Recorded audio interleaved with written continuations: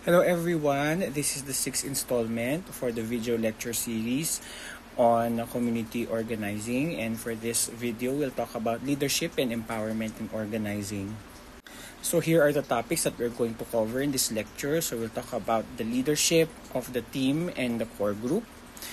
And then we'll talk about the different stages of core group development and the different roles and functions in leadership teams.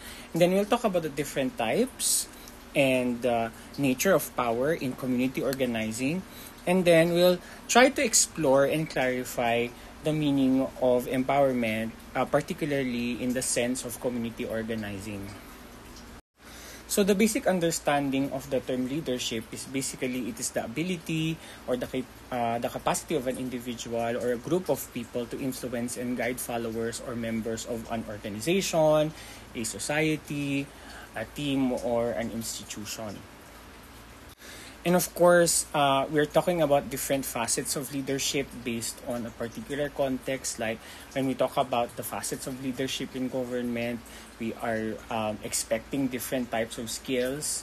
Or if we're talking about leadership in educational institutions, we also require a certain set of skills and attitudes and knowledge in relation to that. And then we also expect a different competence when we're working in private and corporate institutions. So we're going to be talking about leadership in the context of community organizing and how that is different, from the usual notions of leadership in more popular organizations. So the work of McKnight basically still embeds the discussion of leadership in the different approaches or types of organizing. So for example, in place-based or relational organizing, the who of the leadership, or who are the leaders, these are the natural nurturers and catalysts who care for people. So these are people who have deep relationships or want to foster good relationships with the people and develop the social well-being of the people around them. And leadership is developed through developing multiple ties and with one another through different quasi groups and small groups. And so leadership, or the what of the leadership, is the long-term commitment to target system and to one another to meet both formally and informally in this particular type of leadership. Now, for social entrepreneurship and social innovation, the leadership in this particular approach is an individual or a small group who is concerned about the needs of a powerless targeted group, or a disempowered target group. So how is leadership developed or demonstrated? It is through identifying one another through mutual contacts, workshops, information sessions, and also, entrepreneurial ventures. And what is the leadership in social innovation and entrepreneurship? It is usually beginning with quasi groups, and then eventually they become more formalized and become associations and formalized organizations. So, and then eventually they form a board, and this board governs the people in that, or governs the group or the institution that has been set up in relation to social innovation. The next is for mutual economic aid, so it is often a group of family members or friends who help each other economically, and you could look at this, it could also be a neighbor, and you can again imagine what had happened in the community pantry. It is usually a person who is deeply concerned about meeting the needs of the people in their community. And then they identify one another informally and link their efforts to outside resources and publicize that, particularly in their community. It can be, of course, for economic mutual aid, it can be formal, like it can be a cooperative, or it can be more informal, just like the community pantries, or probably,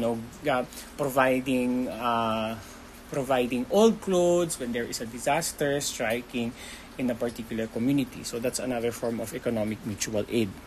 For self-help groups, usually this is related to folks who share the same physical, emotional, or relationship challenges.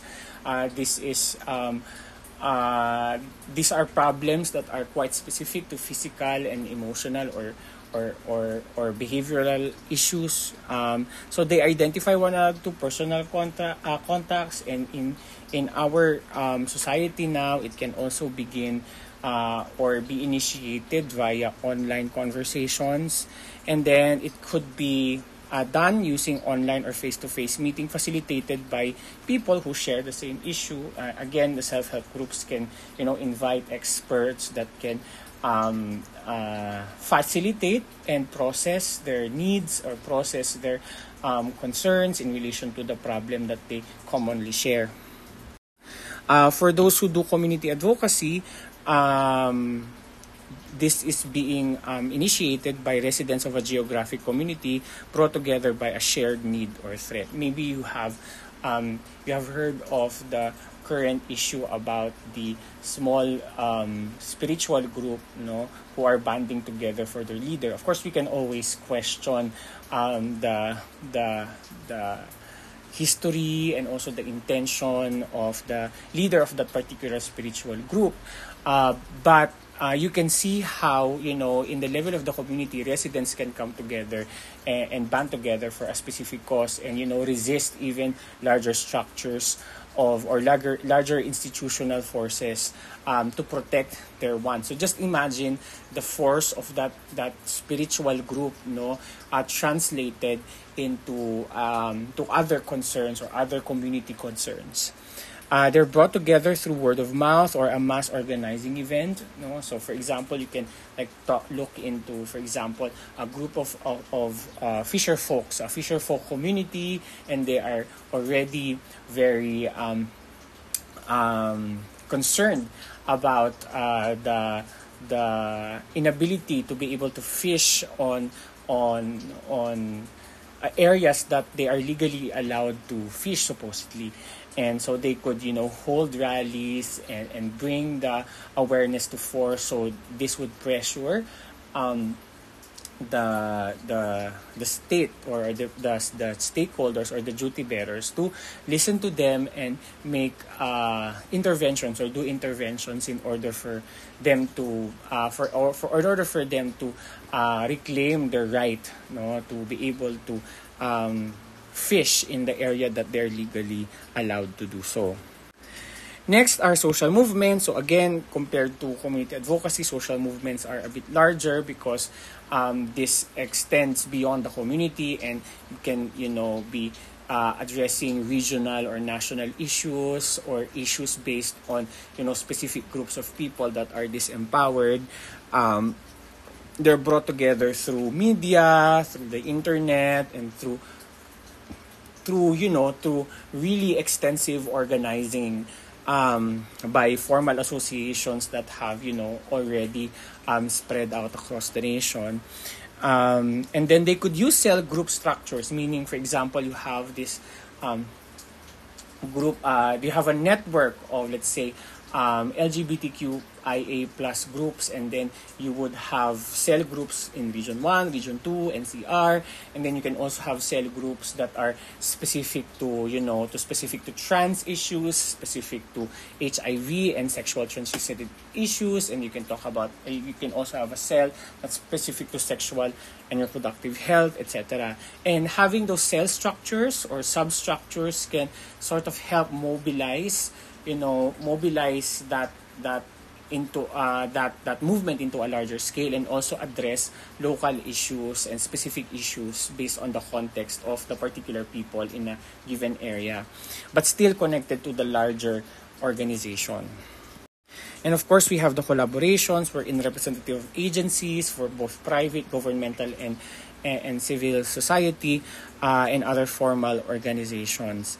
It is self-organized to support their sector in industry or forced to collaborate by funders. For example, you have a funder, and then they want you to collaborate on a specific project. So, and these are the agencies that the founders want to be a part of, so they are not really forced but kind of required to do so.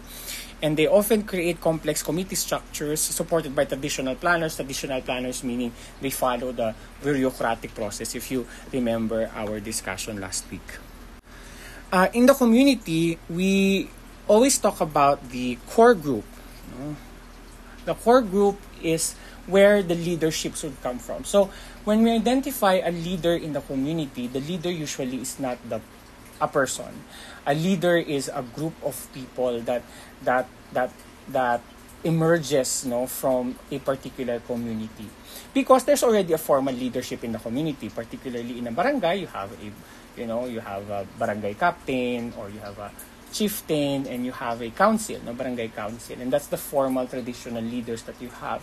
But the reason why you need to organize a separate body from the political body is that it appears that there are issues that need to be addressed that the traditional political leaders are not able to address. And so, people need to be mobilized to have a concerted effort so that they'll be able to address the needs that they are not able to receive from the traditional pathways. And so, you build a core group. So, the core group consists of members who are the most interested in and often the most passionate about in that particular need in the community. So I demonstrated in class prior, so how we kind of identify potential people who would be core group, who would invite to be part of the core group. So these are people who are trustworthy, in the eco map, in the sociogram of the community. You find them in the center. They have built a lot of networks in that particular community. People come to them for advice, for help, and for support, so they're trusted by the community. But at the same time, they may not necessarily have the technical expertise needed for the need that they want to address, but commitment is good enough for us to be able to tap them to be part of the core group, because the knowledge and the competency can come later. Because when a person is committed, the person will be open to learning things about the technical facets of whatever problem they need to address. But when the commitment is there, when the passion is there to help, then they're more likely to be more receptive in terms of the learning that they need to have in order for them to be empowered to work on their community's issues. So a core group is important for joint development, to include members' perspective and instill a sense of ownership, to act as role models, enable more inclusive representation and diversification, and provide succession planning. So identifying a core group is one important step to ensure that the programs and the interventions that will be done in that particular community will be sustainable. Because if you've chosen the right people, or if the community has chosen the right people and they're trained well and they were given the competencies and the tools for them to be able to really formalize their organization, then it's easier to sustain, or we can expect better sustainability for the projects and the programs that organization will be able to produce for the community. And of course, very important yung inclusive representation and diversification. It means that, within the community, we use the lens of intersectionality, and we ensure that the people who have relatively less power because of certain conditions, like for example, they're women and it's a very highly patriarchal community, or they are LGBTQIA+, or they have disabilities, they're religious minorities. So they are also invited into the decision-making table to have some form of deliberative discussion and conversations on how to be able to, work on programs and policy briefs or policy suggestions in order to make sure that the projects and the programs that are going to be designed and implemented are inclusive and will be able to address the particular needs of people through an intersectional lens. Now, you may remember in your group process, no, class, that there are many ways and in many processes and many steps that a certain group goes through in order for them to become an intact, sustainable group that is working with, better solidarity and harmony. So the first stage in developing a team, no, which is also similar in other situations, is the forming of the team. So in the formation of the team, members start interacting and try to work out what is expected of them. And then of course this starts with excitement, enthusiasm, but there's also a mix of fear and uncertainty. And particularly we're talking about a community here which generally does not really have a a legal mandate for them to be a part of this, but they're really just being engaged here because of their passion, their commitment, and the things that they can bring into the table and the trust that the people has provided into them. So you would expect that they would be coming here really raw, not very they would report that they do not have so much technical resources, and that could be a while they are excited, that could be a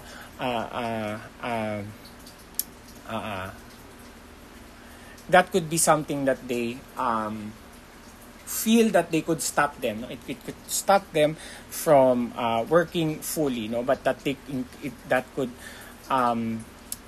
induce anxiety, and pagkailang or tentativeness. No? That's the word that I'm looking for. Though they may be a bit tentative about the way they evaluate themselves, of their ability to be able to contribute to that group. The next one is storming. So usually when you put them together, even if they are in a community, they would have, remember that they're in a community, so they may have prior histories with each other. I remember, we were trying to train a core group in a particular community. Of course, there were a group of mothers who were a part of the group. There were a few men. There were really young people. And you could still see the dynamics of the community, coming into this microcosm of a group. So you would notice that the younger ones would most likely feel that they have a lesser voice when they engage in this conversation with their friends and family. With the group who are older than them, right? So, and then of course the older ones would have more there would be more assertive because they're older, and then I remember that there was someone there who was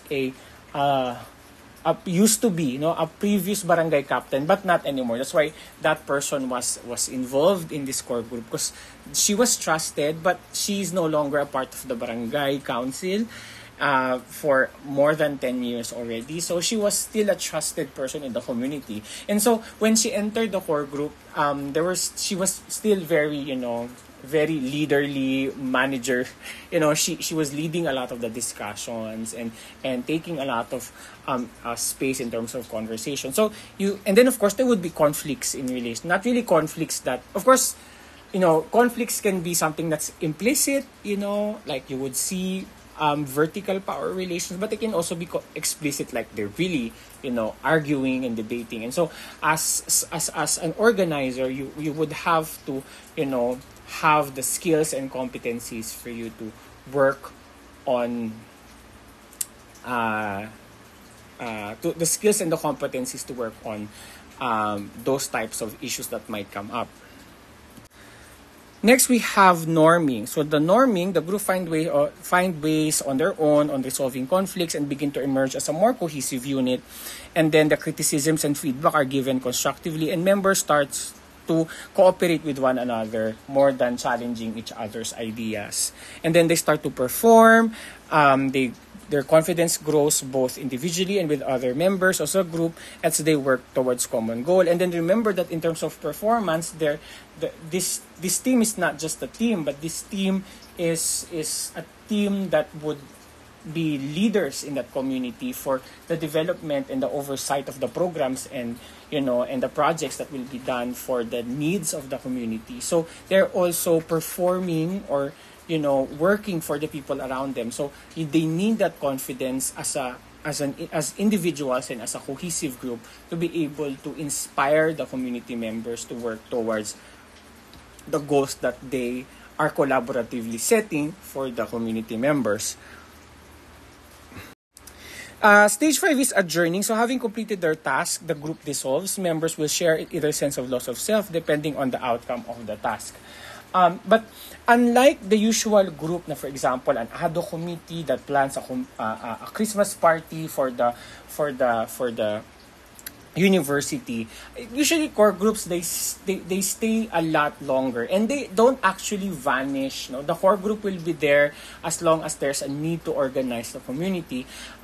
What the adjournment will look like, at least in the community, is that some of the members will eventually have to pass their hats to and have there will be a succession that will happen. So eventually, after 5 years, some of the core group members may feel like they've already served their purpose, but they have to, prepare a succession plan so that people could take their place. And these people are also trained like them. They also have confidence and the security that these people have gained so that they could continue to sustain whatever the initial core group has started.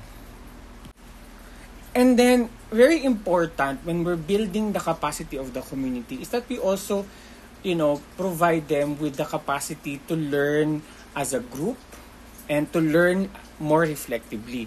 And usually, the model that we use for reflective learning as a group is Kolb's. So Kolb's model of reflective learning is very much needed. And so, Kolb draws two axes. Now, the first one is in terms of the extent to which they are engaged in the problem and the intervention that has been made.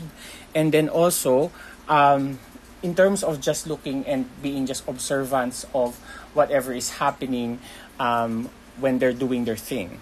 And then also, another axis is in the extent to which it is based on what is in their minds, conceptualization of how the ideas that they form to the actual things that they experience. Now, so Kolb now places actions based on the quadrants or the intersections of this axis. So the first one is converging. So we start. Let's converging. So there's active experimentation and abstract conceptualization, meaning you're going to use tried and tested theories, and you're going to actively use those tried and tested previous programs and projects done elsewhere or logic frameworks done elsewhere and try that to the community. So it's doing adapting accepted practices. Next, maybe you're going to they want to do a project or a program and they just want to see what happens as they do it. So that's accommodating. It's more of trial and error. We'll not really just use really scholarly logical frameworks in developing the projects and programs, but we'll see try and error, and then we always go back and reflect on what has happened and see how we can improve.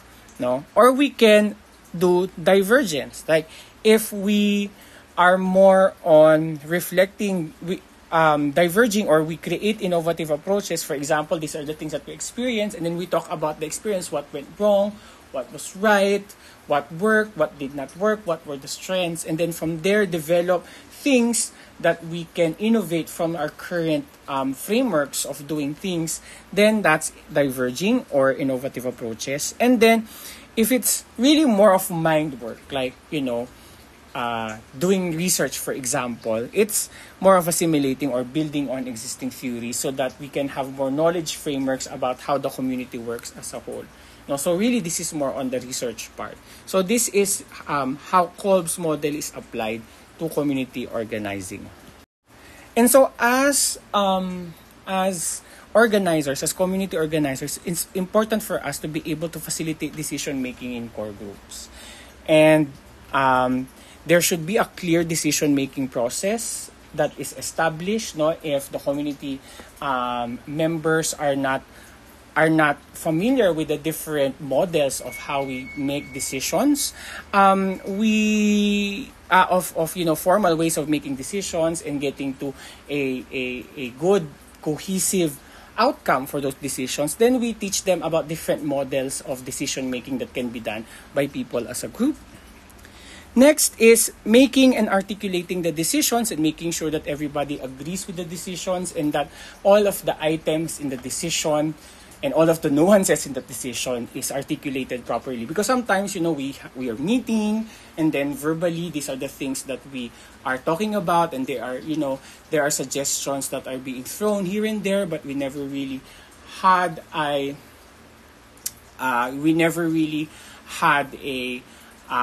like, so ano yung final, So usually at the end of a decision-making process, we write down what is final, and then everybody agrees on what is final, and making sure that everybody's contribution to the final decision is acknowledged. It's very important, we acknowledge na, this part of the decision that we made, ikaw nag-suggest nito. So acknowledgement is very important so that there's ownership.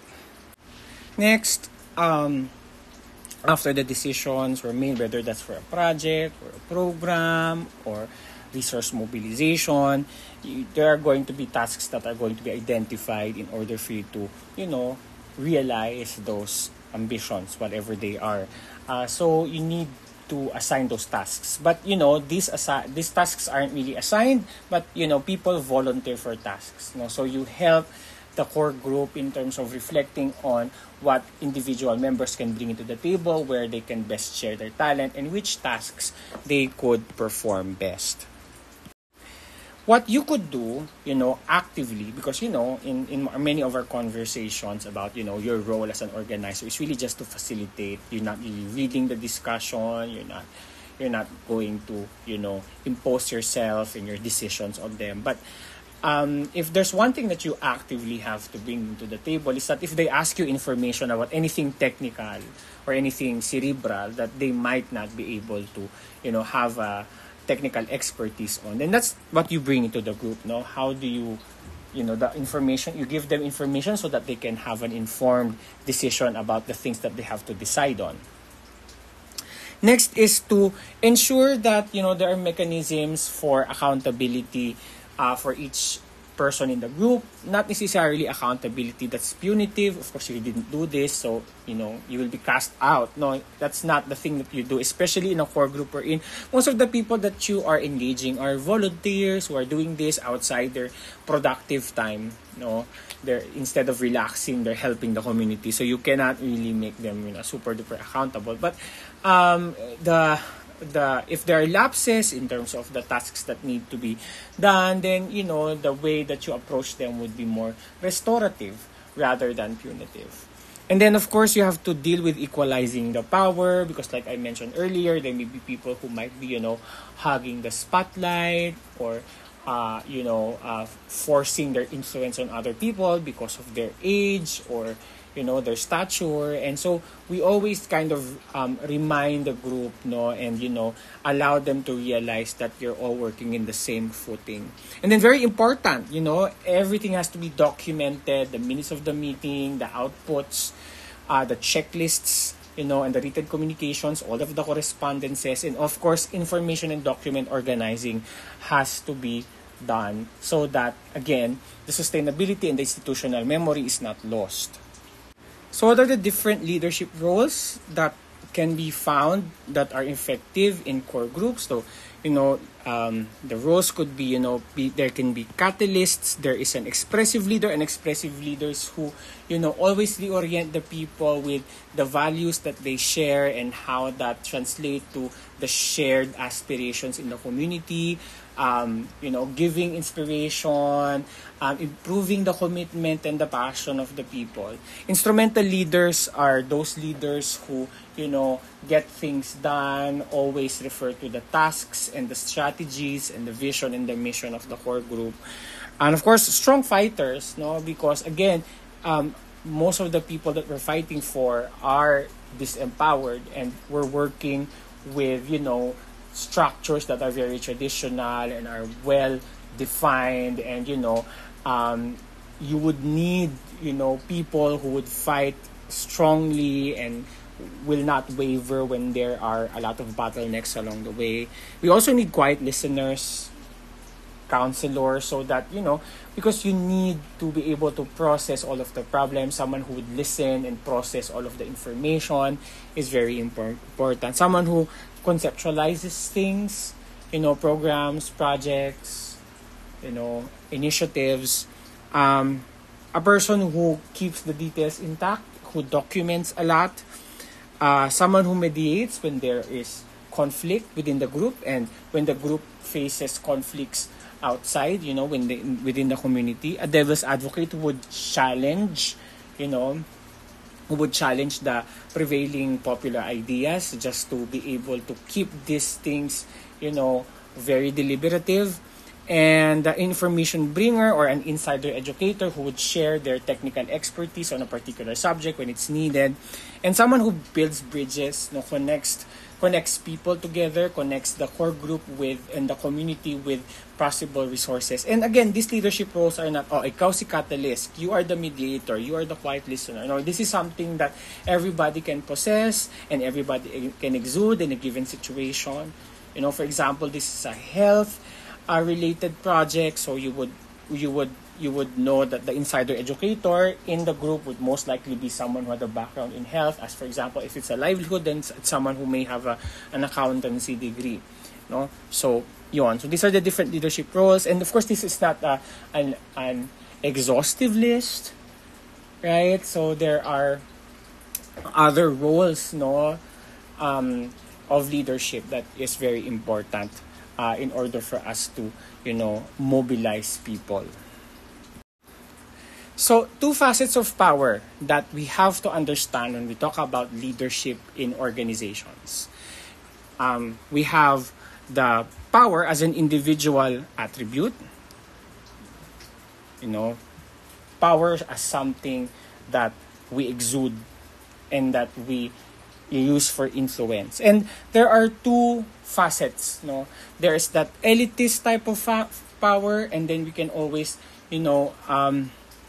appeal to the work of C. Wright Mills about elitism, the elite power, the power of the elite, of the people who have all the privileges that are provided to them. That's why they have all the informational, the economical privileges, and the gender privileges for them to be able to, press influence on communities and organizations. And then, so that's the traditional view of, looking at bureaucracies. There's a particular person who holds most of the power, and then as you trickle down into the organization, their extent of influence become lesser and lesser until you're the bottom of the chain, you have no more influence. As different to power that is plural, meaning it is held by, by people when they are working in solidarity. The power is with the people, and this is what we want to achieve in an organization, that the organization is not a bureaucracy. The organization works as a team, that makes use of their resources, makes use of their experiences, makes use of their charisma and inspirational capacity and soul power, for them to be able to inspire people in particular facets of life, different dimensions of their community life. And again, pluralistic power is a power that you give to other people, right? So, and you empower them, you give them more control over their lives. And we'll talk about empowerment later, but these are the two types of power in terms of individual attributes. And for community organizing, we go towards more on pluralism. And then we have power as a product of interaction. So, for example, this can be a threat type of power. So, I'm gonna make you do this, because if you don't do this, there will be negative consequences for you. And that's not the type of power we wanna exude in a core group, because that's a destructive type of behavior. We know already a lot of studies now, when you are very punitive, that's not really going to create sustainable behavior, and at the same time, it will only induce psychological distress to the people. You can also have like productive power, like the power that, produces things. Like it can produce money, power that our interactions are able to produce new ideas, produce new programs, initiatives, projects for the community. So it's really more of an exchange. I give you this technical support, I give you this technical specialty, and then you give me yours, and let's see how we complement. And that's the type of power, one of the types of power that we want to see in a core group type of leadership. And then we can also have the relationship power, the power to be able to build relationships and improve social well-being and to integrate people, right? And this goes about your ability to have good soft skills, conversationalist, your power to counsel, to hear people and be heard. Right. Next, we have the knowledge power, wherein, of course, you have the power because you have the knowledge. So that's very, the good thing about knowledge power is that you can empower people by providing them knowledge if they need a particular type of knowledge. So this behavior is, providing information. So this is the type of power, that influence that I'm giving. And then, of course, we have the soul power. Usually we call this the charisma. Some people just have, they have an aura, a spirit in them that makes them, inspirational. It can be because they're wise, they exude, a very symbolic aura of, being a wise person, a trustworthy person, charisma, And so that's also very much needed in the core group. That's why we're doing all of the echo maps, trying to find where trustworthy people are. And you would be surprised that, in the community, trustworthy people are not those people who are experts, are not those people who are rich, but, and then you would be surprised, also, this is the person that they go through. This is where the networks, the social networks connive. And then you would be surprised, this is just a simple person who happens to be very kind, who happens to light people's eyes, makes them smile.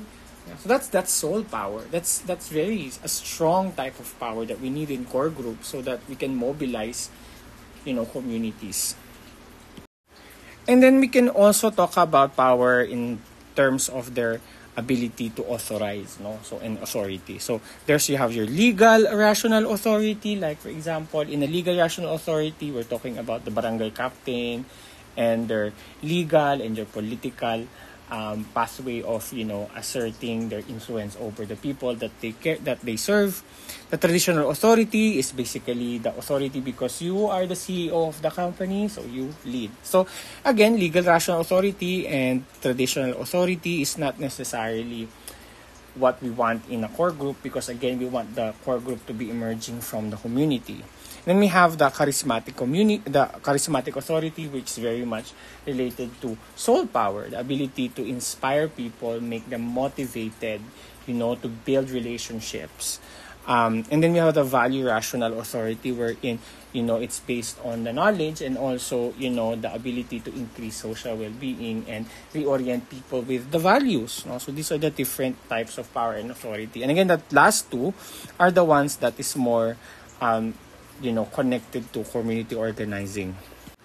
Now, the goal of community organizing is to empower the community people. But what does empowerment mean? So it's an intentional, ongoing process. So it's a process. It's not a state that you have. It's something that you want to go towards. So there's no such thing as I am an empowered person. No. I mean, when you say an empowered person, ibig sabihin you have completed all of the facets and you are now empowered. No, there's no brim to being empowered. It's a process. It's a journey. Centered in the local community, involving mutual respect. So respect is very important. So note. If a person is not discriminated, when a person is respected, then that person is empowered. They're able to critically reflect, meaning they know why the different social structure that produce the disempowerment that they experience. They critically appraise na the reason why I have this particular is because there are a lot of corruption that there are actors in the community and the society that brought me to this, and I have to understand that I have to be aware of those things so that I can devise interventions and ways for me to be able to resist. It's scaring. So, when you talk about empowerment, it's always about, me. I'm a very empowered person, but empowerment is also your ability to care for people, and be cared by people. And a group participation. So empowerment is solidarity. It is your connectedness with the community, and the sense of being able to contribute to the community, have a sense of ownership to the programs and the projects, through which people lacking in equal share of valued resources gain greater access to and control over those resources, right? Because sometimes, for example, you're dealing with a community that is in a mining community and they have no control, over their land that is being mined. So what is empowerment for them? The empowerment for them is to protect their ancestral land. So, you just don't empower them by motivating them. Kaya nyo yan, kuya. That's already empowerment. No, empowerment is providing them with the tools so that they'll be able to, they'll be able to make decisions and make tactical actions, black and white actions, for them to be able to fight for their lands. And if there are resistance, then we rally the people together. We increase the self-awareness. They would feel that that their effort, their aspirations are shared by a larger group of people in the nation. Then they would feel more empowered. But of course, the story of the Philippines, we know it's not a linear story, getting from the many years of oppression to the time of the revolution. It takes really, really deep groundwork for us to be able to, capacitate people to, take control over their lives and make them empowered enough for them to make free choices and enjoy the essential freedoms that they have based on the rights that is enshrined, that must be protected by the state. And so, but that is the ultimate goal, Usually kasi, I explain about the critiques of, the usual use of empowerment later, but usually empowerment has been highly individualized, and I'll talk about that later. But that individual sense of empowerment, I'm motivated, I can do what I want, that's empowerment. No, that's not empowerment. In a sense of community, that's not yet empowerment. Or put simply, a process by which people gain control over their lives, democratic participation in life of the community. So, the importance of organizing people, making the quasi-groups, like the core group, would start as a quasi-group. And then eventually that core group will become an association, right? And then when all of these processes become, more structured and more articulated, they can become formal organizations. And when they become formal organizations, they have the tools for them, to be able to assert their rights to the duty bearers that needs to provide them with their needs. So yun yung pag-oorganisa. We make individuals and primary groups work together. We begin with a quasi-group, which is your core group, and then we provide them with tools so that they'll be able to harmonize their processes, have a unified vision, and after that, eventually they would become an association with a more structured and articulated way of addressing themes, building connections, building programs,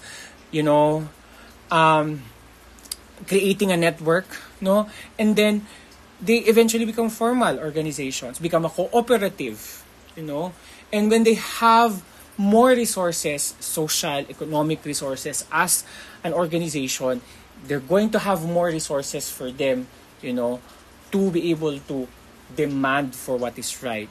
So of course, give immediate needs and demand for what is right.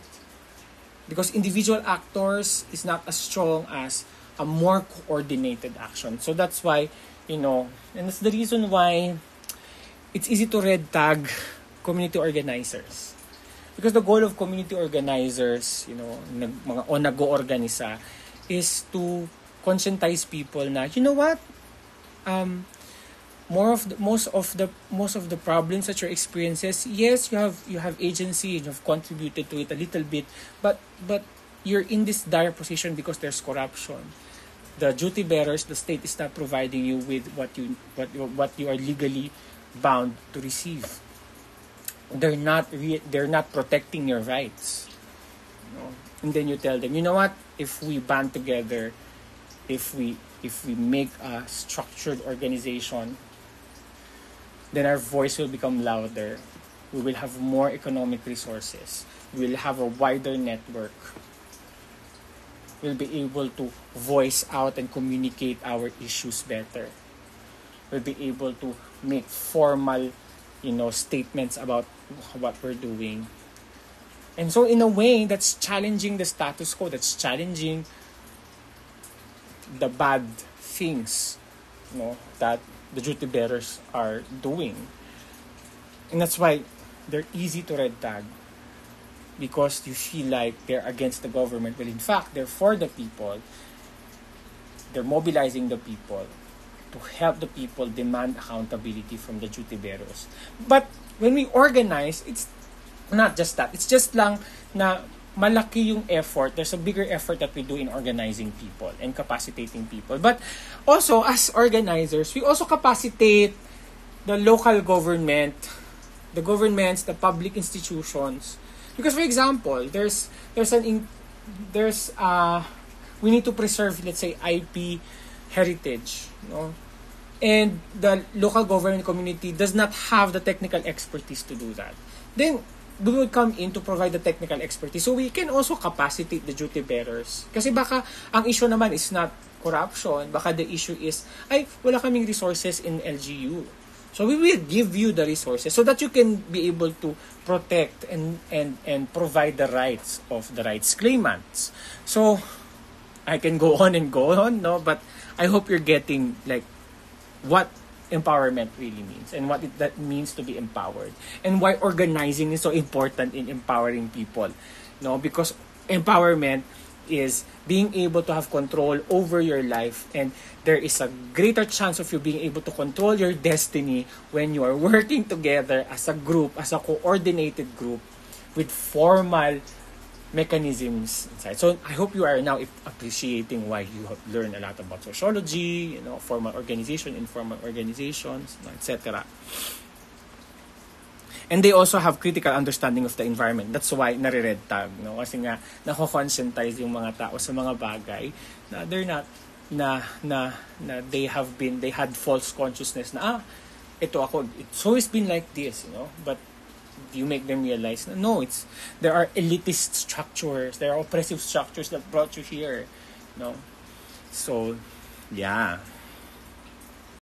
So I want to talk to you about other forms of empowerment. So there's the individual form of empowerment. Not a fan of it, like I said, because it dumbs down the original meaning of empowerment that development scholars, feminist scholars have been working so hard to really uphold.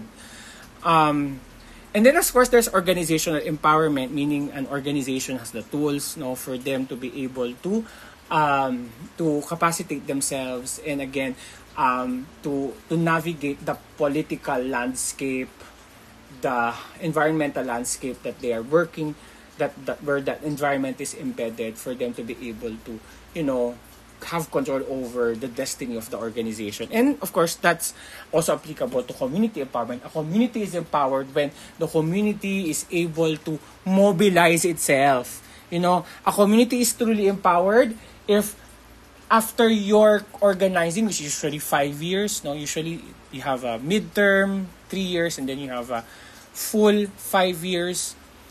If you leave and they're able to still mobilize and organize even if you're not there, then that's what empowerment is in a communal sense. So really, empowerment is having the tools. Empowerment is having knowledge. Empowerment is having a sense of solidarity. Empowerment is having unity. Empowerment is having to remove all of the false consciousness that they have learned, the sense of powerlessness that they have accepted, that they're now trying to resist. The empowerment is being able to hold people and hold institutions accountable for the things that they rightfully have to receive. So that's community empowerment. That's what we want our community to have.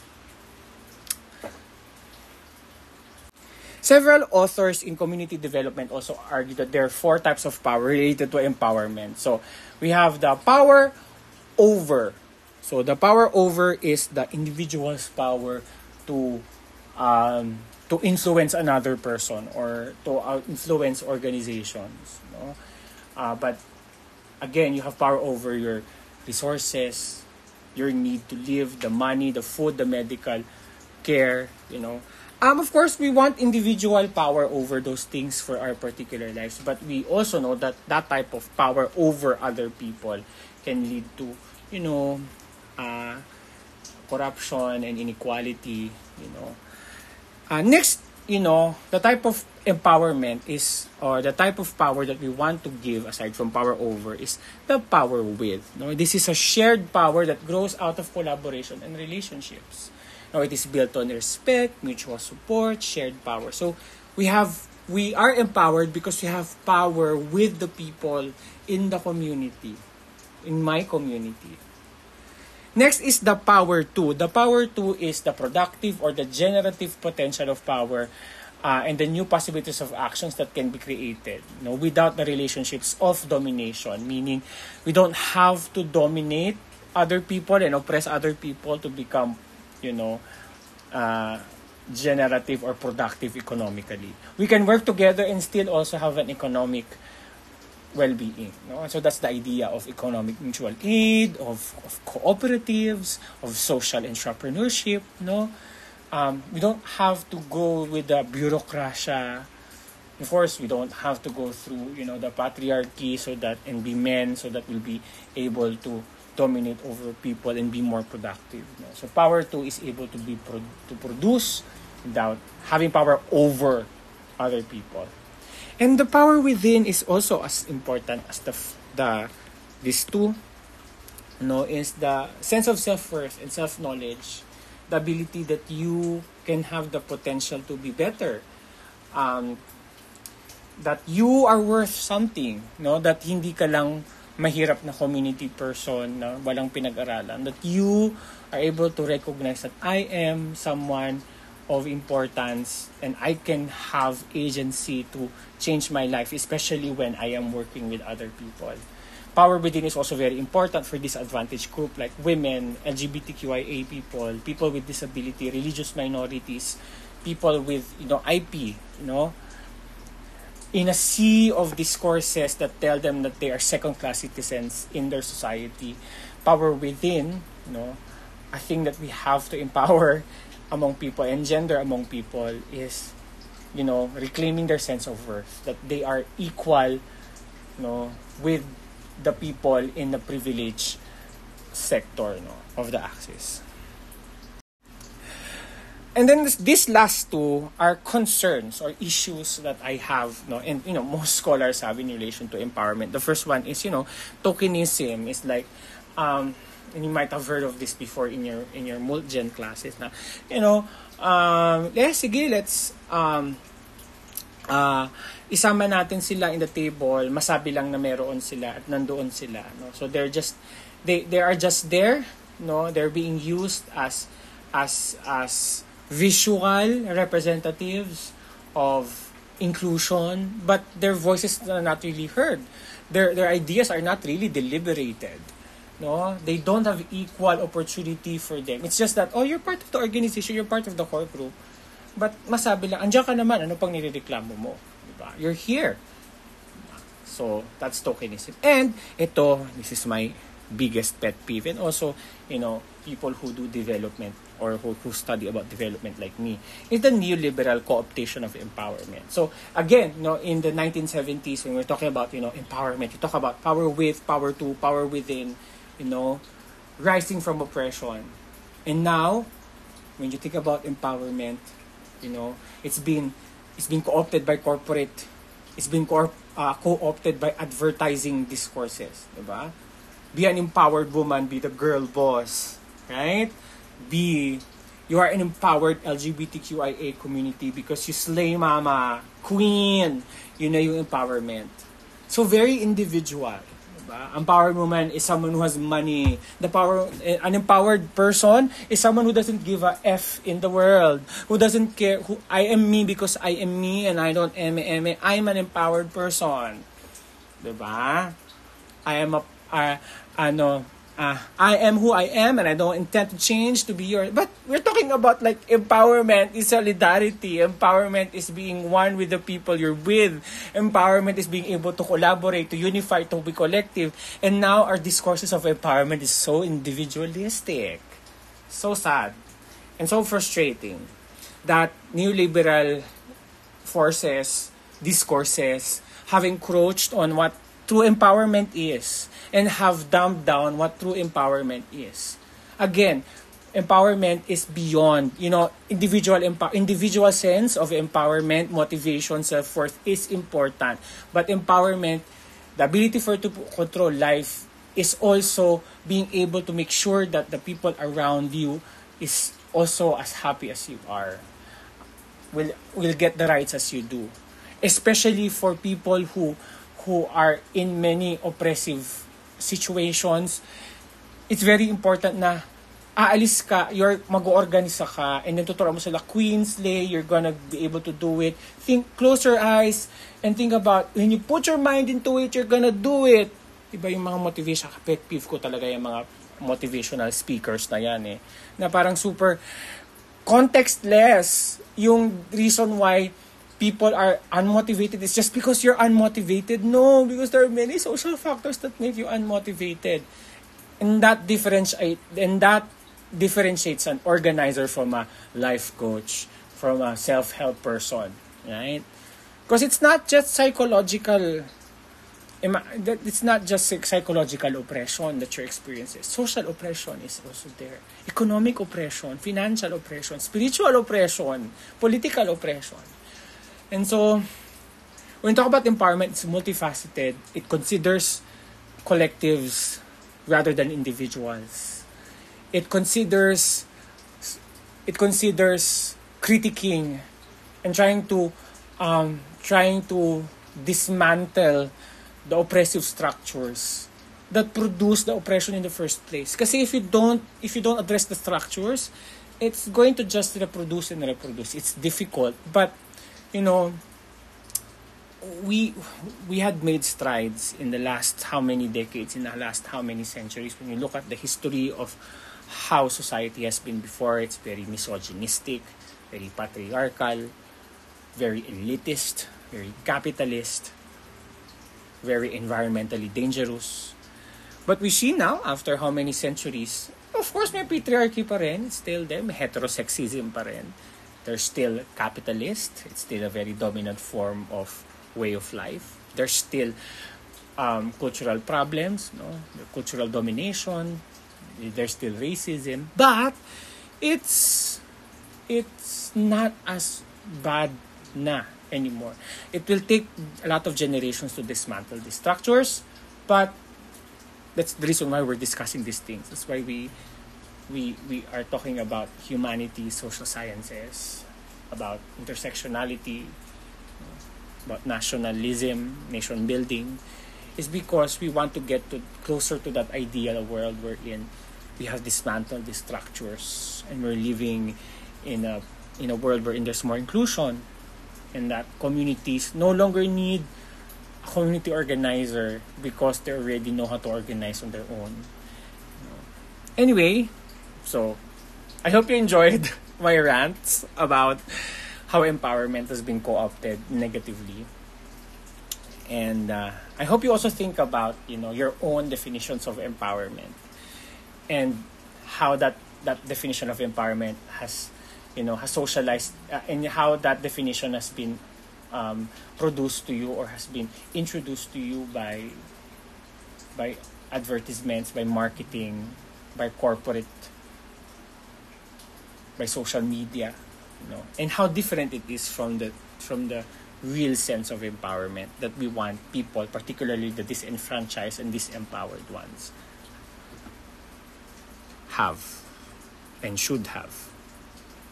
So that's the end of my lecture/rant. I hope that you learn about leadership and empowerment, and I hope you understand how conversations on leadership and empowerment has a different tune. When you're talking about it from a community organizing perspective versus a corporate perspective.